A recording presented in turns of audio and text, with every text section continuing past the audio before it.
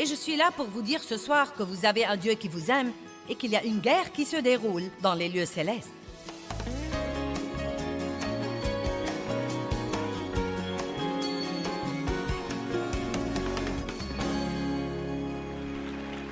Nous sommes dans une guerre, mais nous ne devrions jamais être si insensés pour penser que Dieu ne nous a pas laissés équipés. Vous ne devez jamais craindre le diable, vous ne devez jamais rien craindre de ce qu'il essaye de vous faire, car vraiment et sincèrement, nous sommes plus que vainqueurs. Au beau milieu de ce que vous endurez en ce moment, vous ne devez pas croire que vous êtes la queue de quoi que ce soit, car la Bible dit que vous êtes la tête et non la queue, en haut et jamais en bas. Vous dites, eh bien, ce n'est pas ce que je sens. Vous ne devez pas suivre vos sentiments. Tenez-vous ferme dans la parole de Dieu et dites, la Bible dit que même au beau milieu de mes batailles, je suis plus que vainqueur par celui qui m'aime. Au beau milieu de vos batailles, n'oubliez jamais que Dieu vous aime profondément, énormément, et qu'il a un très bon plan pour votre vie. Il y a des personnes ici ce soir, vous devez prendre ceci et vous devez l'avaler. Ne le laissez pas voler par-dessus votre tête. Vous avez des choses qui se passent, vous êtes blessé, vous avez des problèmes, vous faites face à des choses, et vous savez, peut-être que vous êtes venu ici ce soir avec l'espoir que je vous remontrerai le moral, et je crois que je peux faire ça. Je crois que je peux vous équiper et que vous arriverez par la parole de Dieu au point où vous ne serez pas toujours celui qui doit être encouragé, mais celui qui encourage les autres. La seule raison pour laquelle nous déprimons tellement quand nous avons des problèmes, c'est que nous craignons de ne jamais pouvoir nous en débarrasser. Nous craignons de ne pas avoir ce que nous voulons dans la vie ou de devoir attendre beaucoup plus longtemps que nous ne croyons que nous pouvons attendre. Nous croyons que ce que quelqu'un nous a fait nous est injuste, et il se peut que ce soit le cas. Mais nous devons aussi nous rappeler que Dieu est un Dieu de justice et qu'il ne supportera pas que les gens blessent ses enfants s'il demeure ferme dans sa parole. Si quelqu'un me blesse et que j'ai une attitude amère et que je refuse de lui pardonner, je ne peux pas m'attendre à ce que Dieu me délivre. Je ne verrai pas la justice de Dieu dans ma vie si j'ai cette mauvaise attitude. Mais si, par sa grâce, je joue le rôle qu'il m'a demandé de jouer, Dieu me rendra toujours justice dans ma vie et il vous rendra toujours justice dans votre vie. Écoutez-moi, si quelqu'un vous a blessé, Dieu est un Dieu de justice et il vous rendra le double pour vos ennuis si vous tenez bon dans sa parole. Est-ce que vous me comprenez? Vous devez comprendre ça. Vous êtes plus que vainqueur. Peut-être que vous pensez en ce moment que vous êtes en bas, mais la Bible dit qu'au beau milieu de toutes ces choses, non pas quand elles sont finies, mais au beau milieu de toutes ces choses, et c'est le meilleur moment pour ouvrir votre bouche et dire « Je suis plus que vainqueur par Christ qui m'aime ». As-tu entendu ça, diable? Je suis plus que vainqueur par Christ qui m'aime. La tête et non la queue, en haut et jamais en bas. Je prêterai à beaucoup de nations et je ne m'emprunterai pas. Maintenant, si nous voulons réussir à vaincre le diable, nous devons apprendre à prêter attention à ce qui se passe dans nos pensées. Et je crois parfois que nous ne prêtons pas assez attention à beaucoup de choses. Nous sommes plutôt... Vous savez, beaucoup de trucs nous dépassent. Je ne sais pas pourquoi j'ai perdu ma joie et pourquoi j'ai perdu ma paix. Eh bien, avez-vous jamais pensé à vos pensées?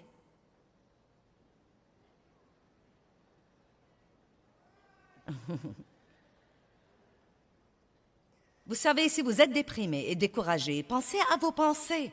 Je vous dis la vérité, c'est très, très difficile d'être malheureux quand vous avez des pensées heureuses. Amen? Eh bien, je ne peux pas contrôler mes pensées. Si, vous le pouvez. Je le peux, vous le pouvez. La Bible nous enseigne que la pensée est le champ de bataille. 2 Corinthiens 10, 4 et 5, nous sommes dans une guerre. Amen? Beaucoup ont reçu Christ ce soir. Bienvenue à la guerre. Peut-être que vous pensez, eh bien, minute, j'ai déjà une guerre, je ne veux pas en avoir une autre. Mais ce qu'il y a, c'est que dans la guerre que vous aviez avant, vous combattiez tout seul. Maintenant, vous avez un guerrier puissant de votre côté. une armée d'anges, le roi des rois, le seigneur des seigneurs. Donc, vous êtes dans une guerre, mais le jeu va être complètement différent maintenant. Complètement différent. 2 Corinthiens 10, 4 et 5. Les armes de notre guerre ne sont pas des armes charnelles de chair et de sang. Donc disons que si elles ne sont pas des armes naturelles charnelles, elles doivent être des armes spirituelles. Cela veut dire que ce n'est pas comme un pistolet avec lequel vous tirez sur le diable. C'est une arme qui ne fonctionne que par l'esprit, et cela veut dire que vous ne pouvez pas la voir. Ce n'est pas une arme que vous prenez dans votre placard ou que vous prenez dans le tiroir de votre coiffeuse. C'est une arme spirituelle. Dieu est esprit. Nous sommes avant tout des esprits. Nous avons une âme et nous vivons dans un corps, mais nous sommes des esprits. Le diable est un esprit. Les anges sont des esprits. Et nous devons apprendre qu'il y a des choses que nous pouvons faire qui affectent le royaume spirituel. La guerre où nous sommes est une guerre spirituelle. Nous faisons la guerre spirituelle et les armes de notre guerre ne sont pas des armes charnelles de chair et de sang, ce sont des armes spirituelles. Elles sont puissantes par Dieu pour renverser et détruire des forteresses. Une forteresse est un domaine où l'ennemi gagne du terrain et se retranche. Le diable aime bâtir des forteresses dans nos pensées. Il aime occuper des zones dans notre pensée. Des zones où il ment et il ment et il ment et il ment jusqu'à nous convaincre que le mensonge est la vérité. Et le problème avec le mensonge qu'on doit comprendre, c'est que même si c'est un mensonge, si nous croyons que c'est la vérité, il devient la vérité. Ce que nous croyons est extrêmement important. Que croyez-vous au sujet de votre passé, au sujet de votre avenir? Que croyez-vous au sujet de ce que Dieu pense de vous? Que croyez-vous au sujet de qui vous êtes en Christ? Que croyez-vous? Avec ces armes, nous renversons des arguments et des théories et des raisonnements. Toutes ces choses viennent contre votre pensée. Et toute hauteur qui s'élève contre la vraie connaissance de Dieu, et nous amenons toute pensée captive, tout objectif qui ne s'accorde pas avec Dieu, toute pensée qui ne s'accorde pas avec la parole de Dieu, nous la faisons captive pour l'amener à obéir au Christ Jésus, le Messie. J'ai un livre qui est très populaire depuis 17 ans et il est intitulé « Le champ de bataille de la pensée ». Je suis toujours absolument choquée et stupéfiée des ventes de ce livre. Eh bien, c'est parce que nous savons que nous avons des problèmes avec nos pensées et nous ne voulons pas avoir ce genre de problème. Et Dieu nous dit que nous devons apprendre à renouveler notre pensée et à penser différemment. Je vous demande donc d'apprendre à avoir vos propres pensées. Ne pensez pas à tout ce qui vous tombe dans la tête. Ce n'est pas parce que vous avez une pensée qu'elle est de vous et que vous en prenez la propriété. Mais comprenez que si ce que vous pensez ne s'accorde pas avec ce que dit Dieu, c'est le diable ou un démon qui travaille pour lui qui vous la met dans votre pensée. Vous devez dire « Arrière de moi, Satan ». Amen. Ce n'est pas vrai et je ne te crois pas. Non, mais quand vous dites « arrière de moi, Satan », ce doit être parce que vous vous attendez à ce qu'il s'en aille vraiment. Une femme faisait des courses et son mari lui a demandé de ne plus acheter de vêtements.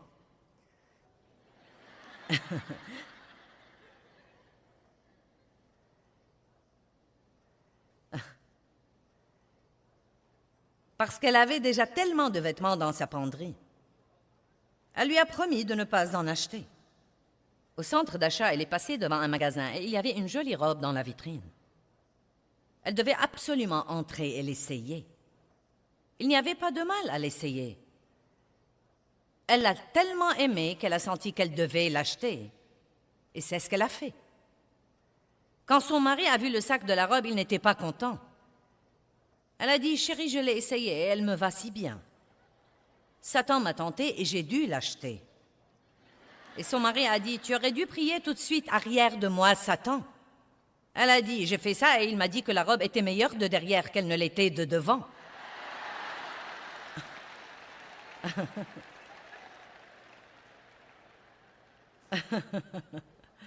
Donc quand vous dites arrière de moi, Satan, ne jouez pas au plus fin.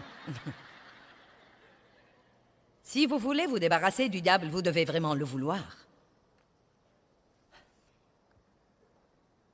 Vous sentez-vous comme un soldat? La Bible dit que nous sommes des soldats dans l'armée de Dieu. Vous comportez-vous comme un soldat? 2 Timothée 2, 4. Paul dit, personne, en s'engageant dans l'armée, ne s'embarrasse des affaires de la vie civile. 2 Timothée chapitre 2, verset 4. Personne, en s'engageant dans l'armée, ne s'embarrasse. Nous allons écrire le mot s'embarrasse en majuscule. Ne s'embarrasse des affaires de la vie civile. Cela veut dire que vous êtes là, vous menez votre vie, vous devez faire face à certaines choses, mais vous ne devez pas vous en embarrasser. N'encombrez pas votre vie de trucs, n'encombrez pas votre pensée de trucs qui préoccupent le monde. Car son but est de satisfaire et de plaire à celui qui l'a enrôlé. Nous avons un travail à faire pour Dieu. Je crois que si Dieu n'avait pas un travail pour vous à l'instant où vous avez été sauvés, il vous aurait pris au ciel. Il vous aurait pris d'ici. Dieu veut donc votre adoration. Le plus grand respect que nous puissions témoigner à Dieu, c'est de l'adorer. Je vais juste vous mentionner ceci. Je n'essaye de réprimander personne. Mais faites de votre mieux quand vous allez à l'église, d'arriver là, en avance pour être là pour l'adoration. Je crois que ce n'est pas bon de penser que ce n'est pas une partie importante, que ce n'est pas une partie importante et de vouloir arriver là pour le sermon ou qu'il n'y a pas de mal à arriver en retard. Je peux dire que je n'essaie pas de vous réprimander, mais peut-être que c'est ce que je fais, je ne sais pas.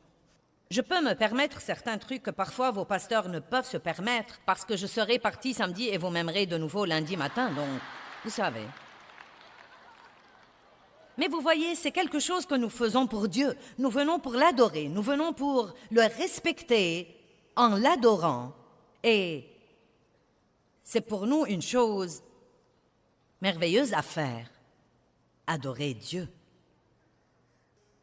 Nous ne devons pas, en fait, nous embarrasser des choses du monde. Et rappelez-vous que nous sommes là pour servir Dieu, pour grandir, pour mûrir, pour aller dans le monde et être une lumière brillante qui dissipe l'obscurité. Laissez-moi vous dire quelque chose. Une vie transformée est un sermon plus important que toutes les paroles que vous puissiez jamais prononcer.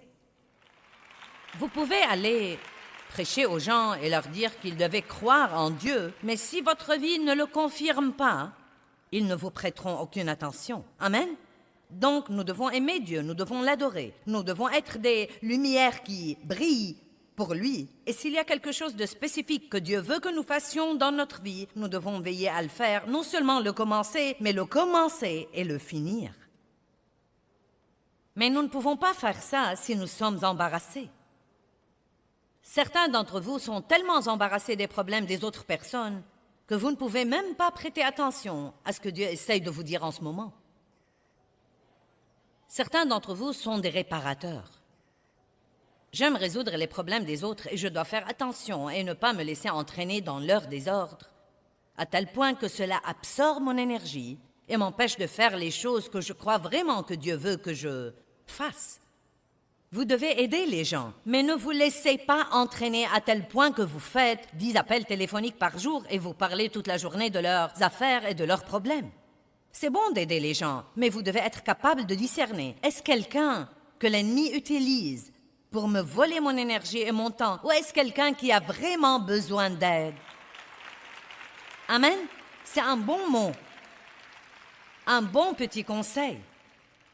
Car l'ennemi peut même utiliser des gens bien intentionnés pour épuiser votre énergie si vous le leur permettez. Nous devons être forts pour vivre la vie que Dieu veut que nous vivions. Essayez de faire des choses comme aller vous coucher la nuit et dormir comme il faut. Ça vous étonnerait de voir que cela vous aide à résister à l'ennemi.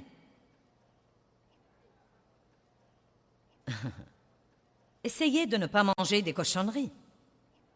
Vous serez stupéfié de combien vous vous sentirez mieux. Si vous vous sentez mal, vous n'aurez pas envie de prier.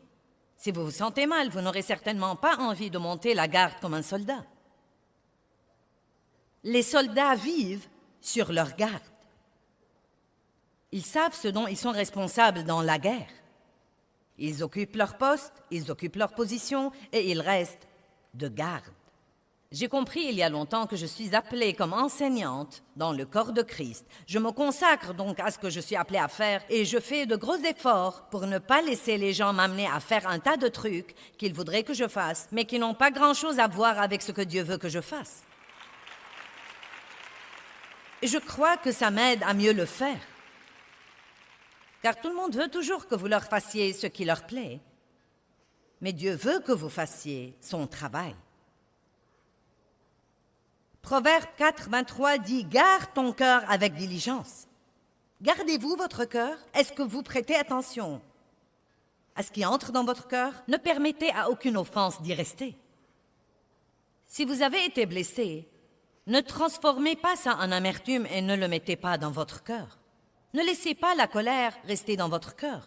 Prenez un peu de temps et examinez votre cœur. Qu'est-ce qui se passe dans mon cœur? Est-ce que mes motifs sont bons pour ce que je fais? Est-ce que j'ai un cœur pur devant Dieu? Garde ton cœur avec diligence, car de lui viennent les sources de la vie. Vous êtes agressif ou passif? Vous êtes dynamique ou vous réagissez simplement? Est-ce que vous attendez jusqu'à ce que vous ayez un problème et ensuite vous essayez de vous fortifier? Ou est-ce que vous restez toujours fort? Est-ce que vous imposez votre autorité sur l'ennemi quand vous avez un problème? Ou est-ce que vous marchez dans votre autorité tout le temps?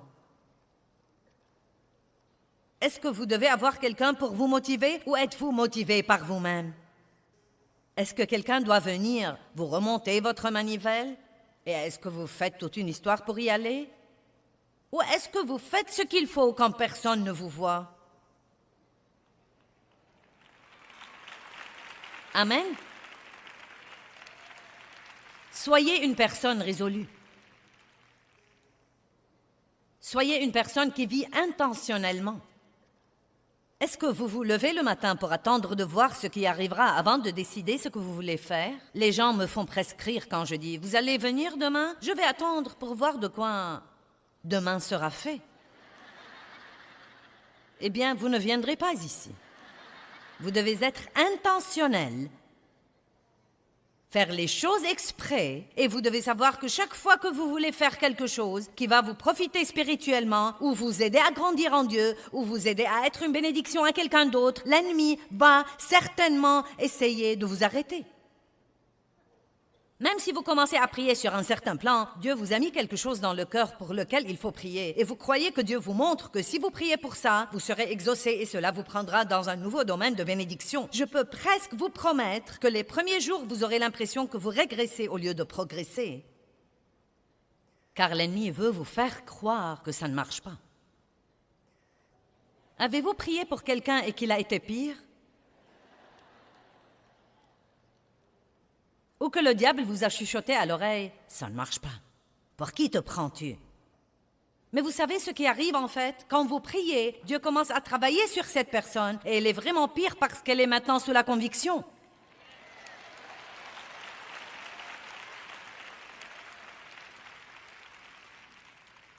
Êtes-vous désinvolte ou prudent? Êtes-vous offensif ou défensif? Ce soir, je parle de quelques armes offensives. Dans le reste des sessions, je vais parler plus d'armes défensives. Et Dieu nous donne les deux. Il nous donne des choses pour pourchasser le diable et il nous donne des choses pour nous protéger quand le diable vient contre nous. Je devrais dire ceci là parce que j'ai une grande variété des gens dans mes réunions et bien sûr des gens qui nous regardent à la télé dans le monde entier. Peut-être que vous n'aimez pas ces propos sur le diable. Vous dites, j'aimerais mieux ne pas parler du diable.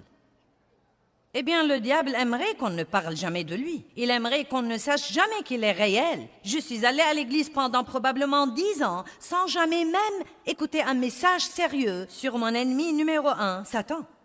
Je n'avais pas la moindre idée qu'il était quelque chose d'autre qu'un personnage d'Halloween dont on achetait le costume qui avait une longue queue et une fourche à poing et qui était rouge. Je n'avais pas la moindre idée que j'avais l'autorité, que j'avais la puissance. Et je suis là pour vous dire ce soir que vous avez un Dieu qui vous aime et qu'il y a une guerre qui se déroule dans les lieux célestes. Et l'ennemi, le dragon, Satan, sera complètement et totalement détruit et enchaîné dans l'endroit qui lui a été préparé. Mais en ce moment, nous combattons dans une guerre, mais Dieu est de notre côté. Nous ne devons pas être désinvoltes. Nous ne devons pas être paresseux, nous ne devons pas être passifs, nous ne devons pas être des chrétiens somnolents. Le Seigneur soit loué. Vous devez être vigilants et vivants et vibrants et passionnés et pleins d'ardeur. Vous devez garder la tête haute, savoir qui vous êtes, être rempli de la parole de Dieu, dire la parole de Dieu, aimer les gens.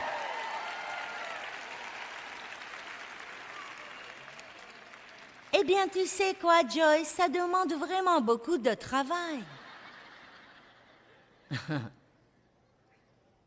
Écoutez-moi, ne regardez jamais quelqu'un qui a toutes sortes de victoires dans sa vie pour penser « Oh, si seulement j'avais cette vie !» Puis-je vous dire qu'il ne l'a pas eu par les souhaits?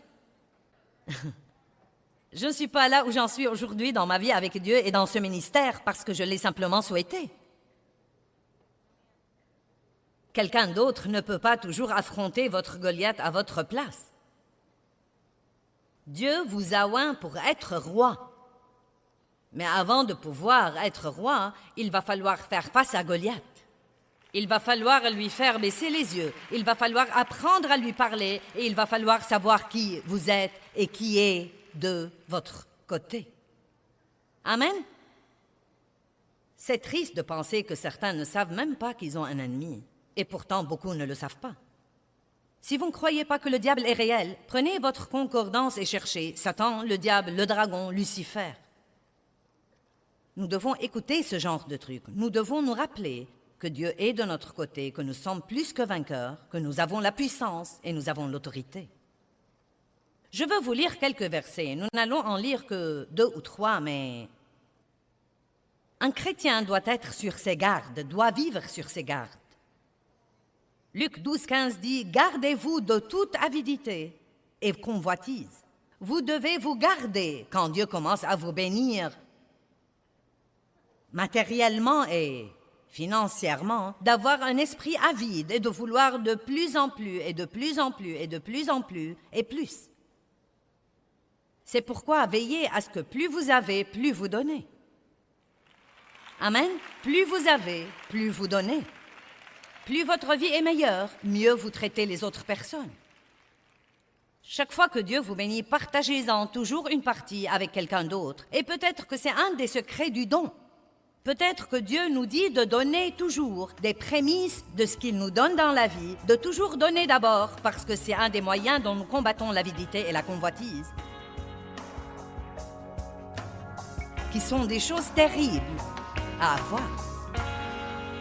Eh bien, j'espère et je prie que vous soyez déterminés à vivre avec un but, savoir qui vous êtes et à qui vous appartenez. Je vous encourage à être sur vos gardes parce que nous sommes en guerre. Toutefois, nous avons tout ce dont nous avons besoin, nous avons tout l'équipement spirituel dont nous avons besoin pour gagner cette guerre.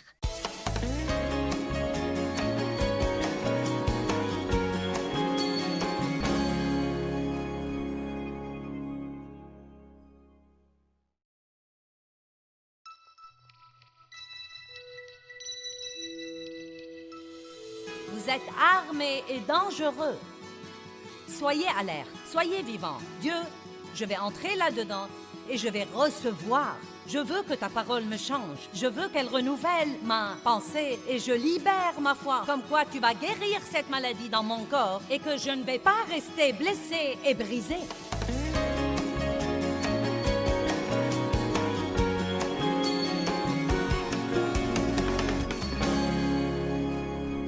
sommes dans une guerre, mais nous ne devrions jamais être si insensés pour penser que Dieu ne nous a pas laissés équipés.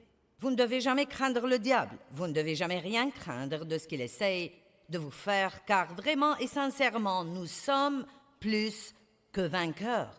Au beau milieu de ce que vous endurez en ce moment, vous ne devez pas croire que vous êtes la queue de quoi que ce soit, car la Bible dit que vous êtes la tête et non la queue, en haut et jamais en bas. Vous dites, eh bien, ce n'est pas ce que je sens. Vous ne devez pas suivre vos sentiments. Tenez-vous ferme dans la parole de Dieu et dites, la Bible dit que même au beau milieu de mes batailles, je suis plus que vainqueur par celui qui m'aime.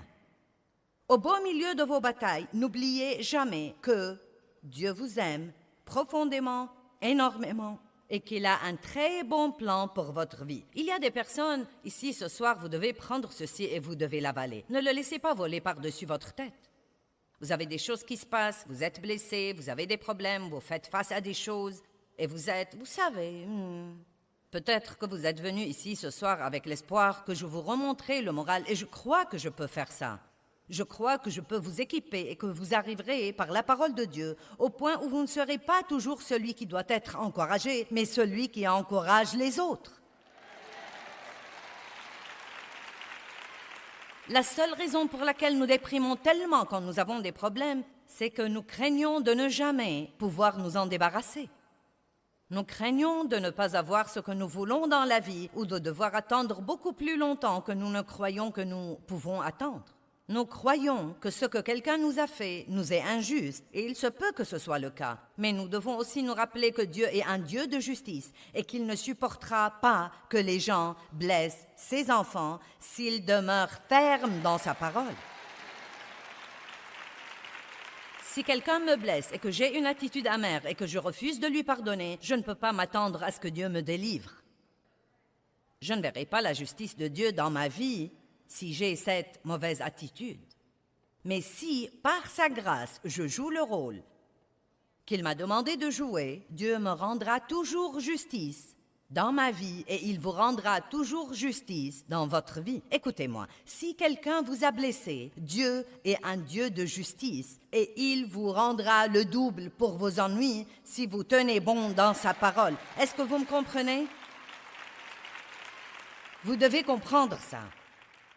Vous êtes plus que vainqueur. Peut-être que vous pensez en ce moment que vous êtes en bas, mais la Bible dit qu'au beau milieu de toutes ces choses, non pas quand elles sont finies, mais au beau milieu de toutes ces choses, et c'est le meilleur moment pour ouvrir votre bouche et dire « Je suis plus que vainqueur par Christ qui m'aime ».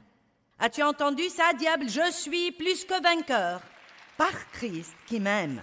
La tête et non la queue, en haut et jamais en bas. Je prêterai à beaucoup de nations et je ne m'emprunterai pas.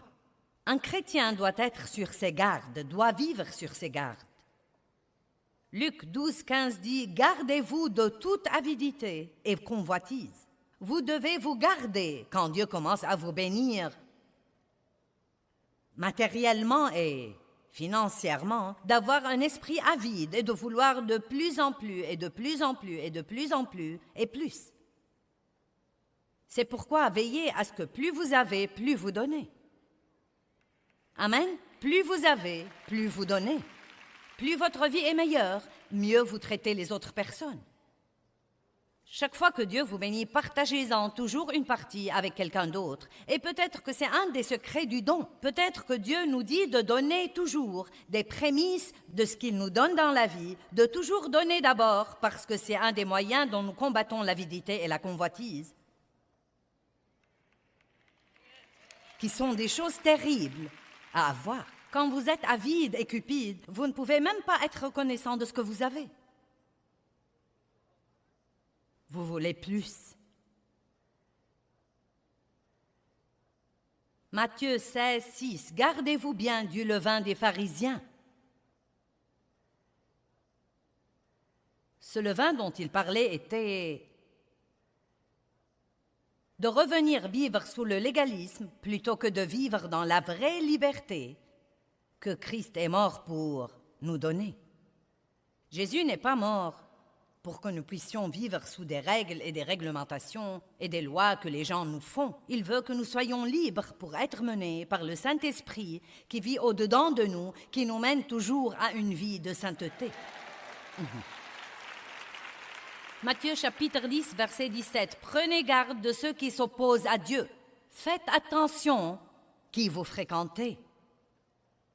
Marc 13, 23. Prenez garde à vous-même. Vous devez vous connaître vos faiblesses, connaître vos forces. Luc.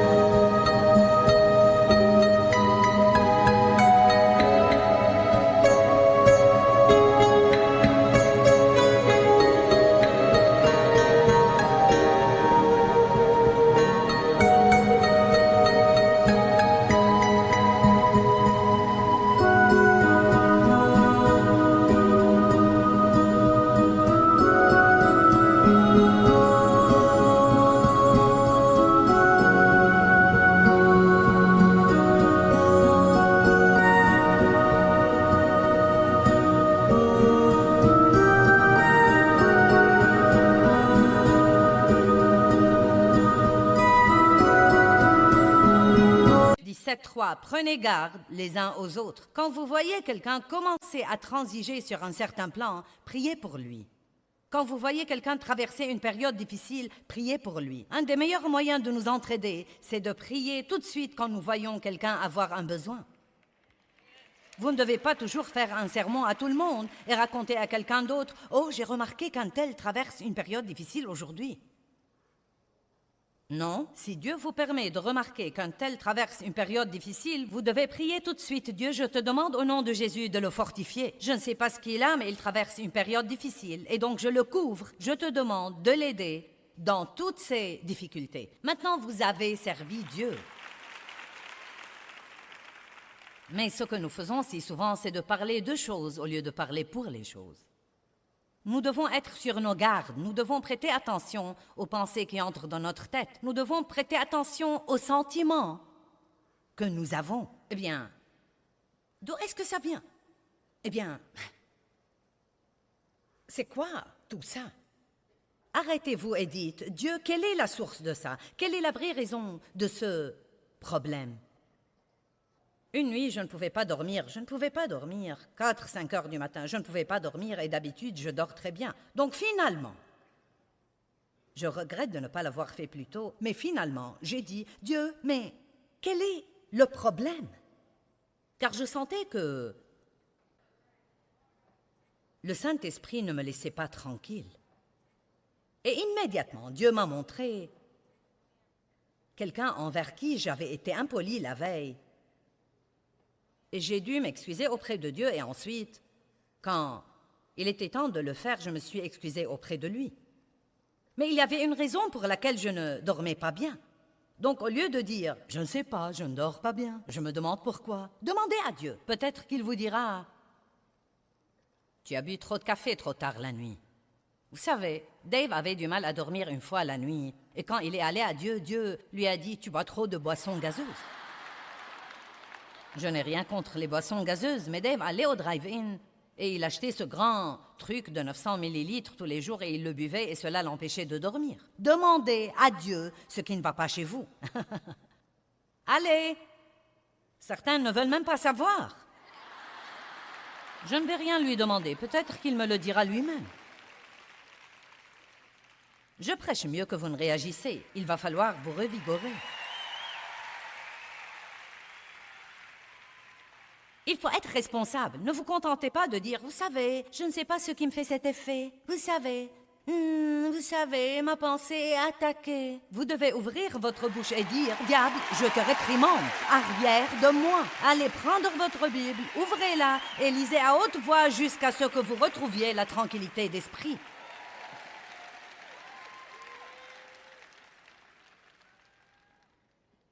Parce que ça marchera si vous faites ça. J'étais blessée une fois et j'étais vraiment fâchée contre Dave. Et quand vous êtes fâché contre quelqu'un, vous n'entrez pas dans la pièce où il est. Quand il entre dans la pièce où vous êtes, tout s'embrouille et vous êtes comme... Vous ne lui parlez pas, vous ne dites rien. Vous n'êtes pas prêt de faire pour lui ce que vous faisiez normalement. D'habitude, si vous alliez apporter quelque chose à boire, vous lui apportiez quelque chose, mais pas maintenant. Non, je ne vais rien faire pour toi. Vous voyez, j'ai appris après une bonne trentaine d'années dans la parole que ça ne marche pas dans l'économie du royaume. Tout ce que je faisais, c'était d'ouvrir une porte au diable. La Bible dit que le soleil ne se couche pas sur votre colère. Ne donnez pas une opportunité au diable. Ne lui donnez pas accès. Mais je me sens si fâchée et je me sens si blessée. Nous commençons à jouer le jeu du blâme. Vous ne devez jamais vous inquiéter de ce que quelqu'un d'autre fait ou ne fait pas. Nous ne sommes responsables que de notre rôle. Vous ne m'avez pas entendu.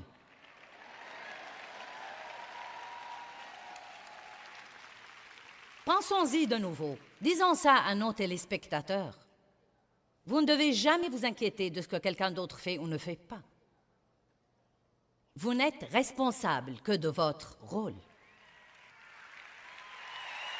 Jouez votre rôle et Dieu s'occupera toujours de vous. Si vous jouez votre rôle, Dieu est juste et il s'occupera toujours de vous. Bien sûr, l'ennemi voulait que je reste fâchée toute la nuit et que je perde ma paix et que je perde ma joie. Mais j'ai pris ma Bible et je suis entrée dans ma pièce qui était mon bureau à l'époque. Je me suis couchée sur le plancher, je me suis mise face contre terre, j'ai fourré mon nez dans cette Bible et j'ai dit, Dieu, je veux que tu saches que je ne vais pas me lever d'ici ni quitter cette pièce avant que tu ne me donnes la grâce de sortir par cette porte et de me comporter comme une femme de Dieu et de parler à mon mari. Amen. Et j'y suis allée. J'ai commencé à prier, j'ai commencé à lire. Ah, les trucs que je fais pour vous, messieurs, dames.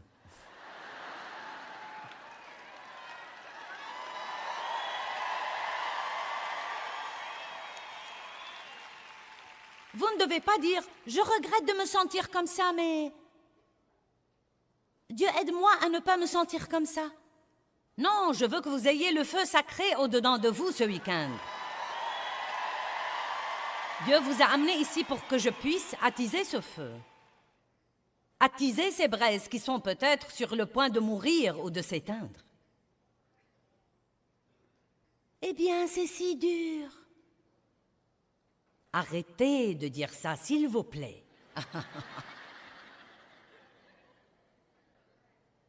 1 Thessaloniciens 5, 6. Il dit « Ne dormons donc point comme les autres » et ça ne parle pas d'aller se coucher la nuit. Mais soyons vigilants, alertes, attentifs, prudents et sur nos gardes et soyons sobres, calmes, posés et réfléchis. Ça n'a pas l'air de quelqu'un qui est le genre « Eh bien, quoi que ce soit ». C'est en fait quelqu'un d'intentionnel qui vit avec résolution. Il a décidé d'avoir absolument la victoire et il ne va avoir rien d'autre que la victoire. Amen. L'apôtre Paul a dit, mon but déterminé, c'est de le connaître. Si seulement je connaissais Dieu comme tu le connais. Non, vous devez être déterminé. Assez déterminé pour aller vous coucher la nuit, pour vous lever le matin, aller passer ce temps avec Dieu et le connaître plus. Est-ce que quelqu'un sent une douce chaleur l'envahir au moins?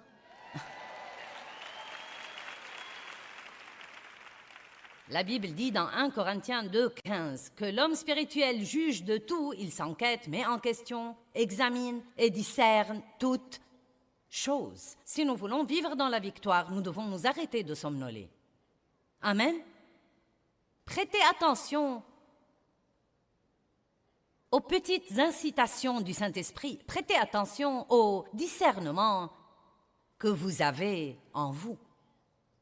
J'ai traversé quelques trucs durant ma vie. Proverbe parle maintes et maintes fois de la sagesse et de la prudence et du discernement et de la sobriété. Ce sont 4 mots des plus merveilleux et je me permets de dire que beaucoup de gens ne savent pas ce qu'ils veulent dire.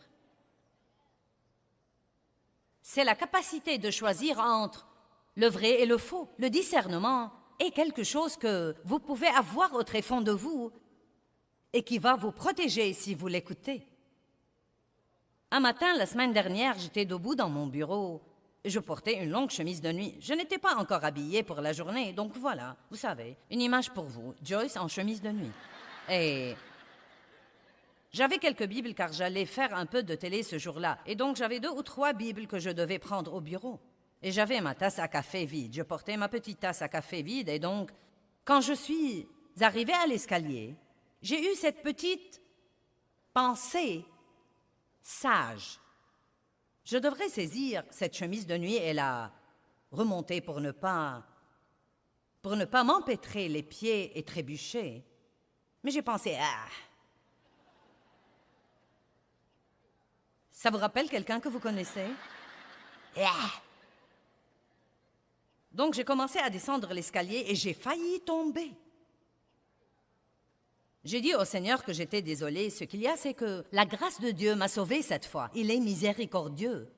Mais vous savez quoi? C'est ma pensée. Vous pouvez penser ce que vous voulez. Je ne descendrai plus jamais ces escaliers sans remonter cette chemise de nuit si je la portais. Parce que je crois que maintenant que je sais et que j'ai vu la miséricorde de Dieu, si je continue à faire quelque chose d'idiot, à ce moment-là, je risque, et si je tombe, à ce moment-là, ce ne sera pas Dieu qui dit « Tu ne m'as pas écouté, je vais donc te faire tomber de l'escalier. » Mais quand nous n'écoutons pas Dieu et que nous savons que nous n'écoutons pas Dieu, quand vous ne savez pas est une chose, mais quand vous savez en est une autre. Si nous n'écoutons pas Dieu, ce que nous faisons à ce moment-là, c'est de sortir ici, en dehors de sa protection, là où nous sommes à découvert devant l'ennemi. Nous disons toujours « Je sais que je ne devrais pas faire ça, mais... » Je sais que je devrais faire ça, mais... Je sais que je devrais aller me coucher, mais... Demain, quand vous serez fatigué, ce n'est pas la faute de Dieu. Ce n'est pas la faute du diable, c'est votre faute.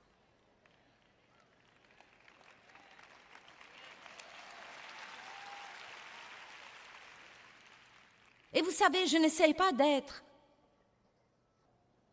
la maman de tout le monde. Je ne sais pas, peut-être que je le fais, mais... J'essaye de vous aider. J'essaye de vous montrer que certaines de ces petites choses simples et pratiques que vous savez, que vous devriez ou ne devriez pas faire, peuvent vraiment faire une grande différence dans votre vie.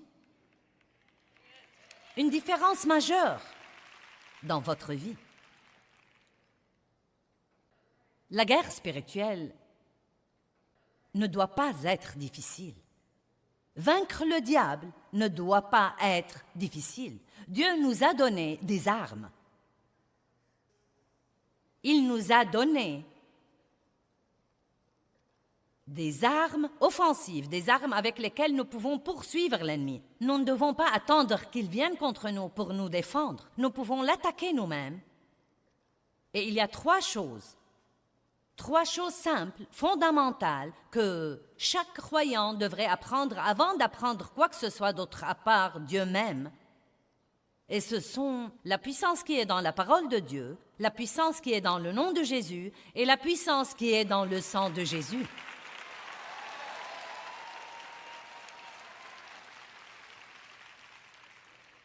Ces 3 arbres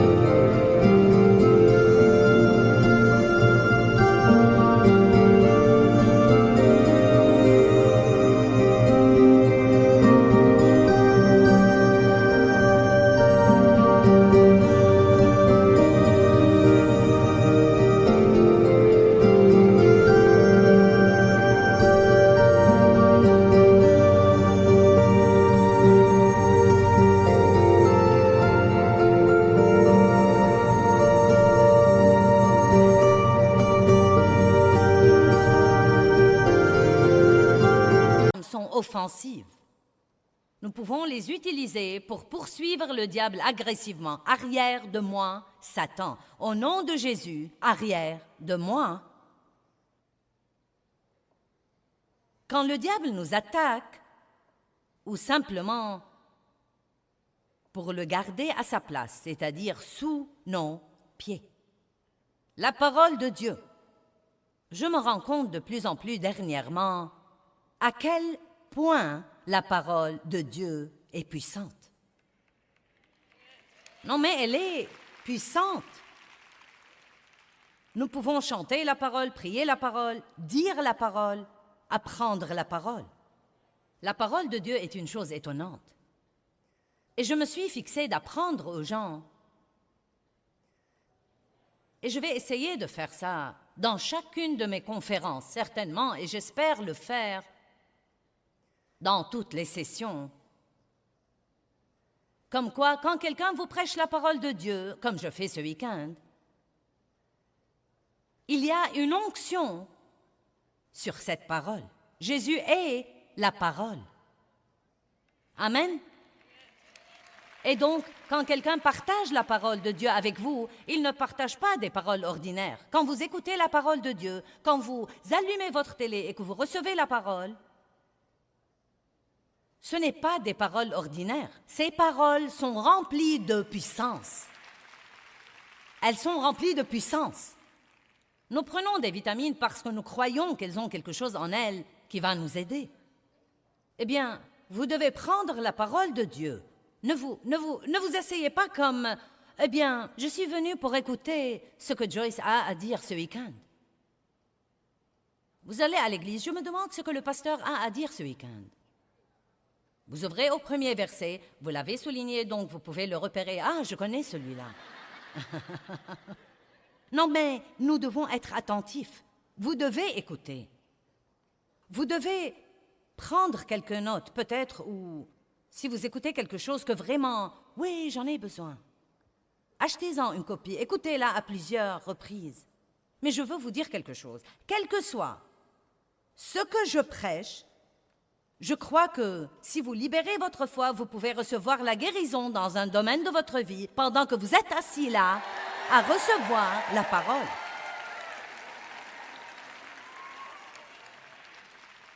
Quand vous êtes assis sous la louange jointe et l'adoration qui est remplie de la parole, vous pouvez recevoir la guérison. Vous pouvez recevoir la guérison physique, vous pouvez être guéri de la maladie. Psaume 107, 20, il envoie sa parole vivante et les guérit. Elle est guérie. Votre cœur brisé peut être guéri pendant la louange et l'adoration. Votre âme blessée peut être guérie pendant que je prêche la parole. Votre pensée peut être guérie. Vos émotions peuvent être guéries. Mais ça ne va pas arriver si vous vous asseyez là passivement. Vous dites, eh bien, que suis-je censé faire? Libérez votre foi. Soyez alerte, soyez vivant. Dieu, je vais entrer là-dedans et je vais recevoir. Je veux que ta parole me change. Je veux qu'elle renouvelle ma pensée et je libère ma foi en ce moment, comme quoi tu vas guérir cette maladie dans mon corps et que je ne vais pas rester blessé et brisé.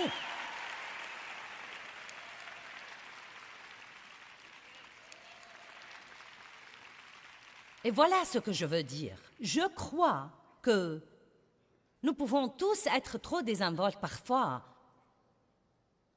à propos de tout ça. Nous entrons d'un pas nonchalant, à mi-chemin de l'adoration. Nous dérangeons 50 personnes pour nous asseoir à notre place. Nous devons avoir une attitude respectueuse à l'égard de la parole de Dieu.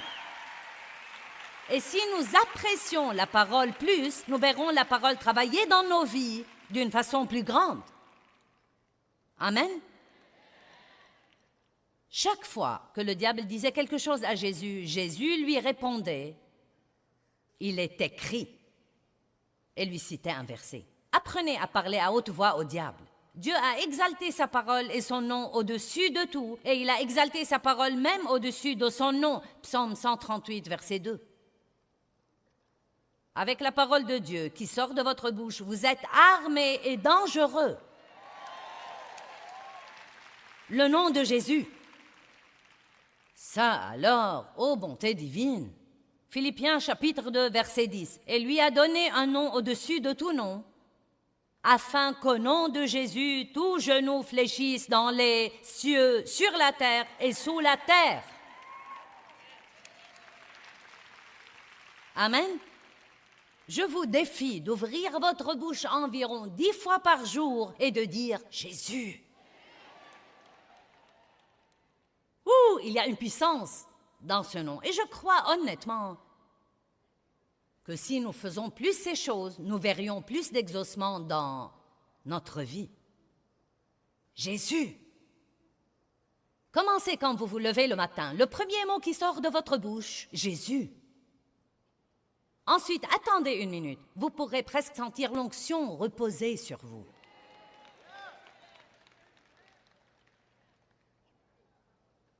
Vous savez, nous apprenons de la parole de Dieu que ce nom qui lui a été donné et qui nous a été donné maintenant, ce même nom, nous avons une procuration pour l'utiliser. Vous pouvez utiliser ce nom.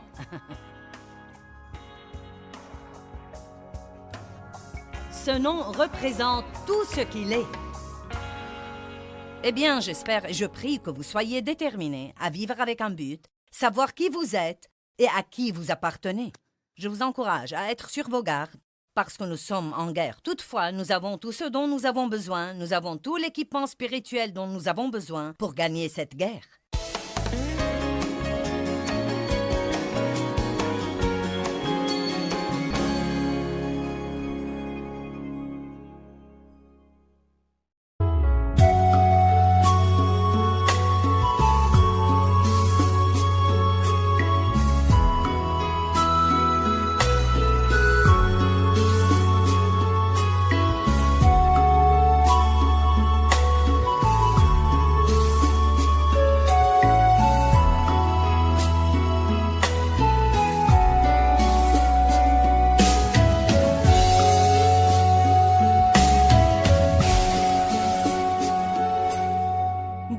khắp phương trời vẫn nhớ tới quê hương.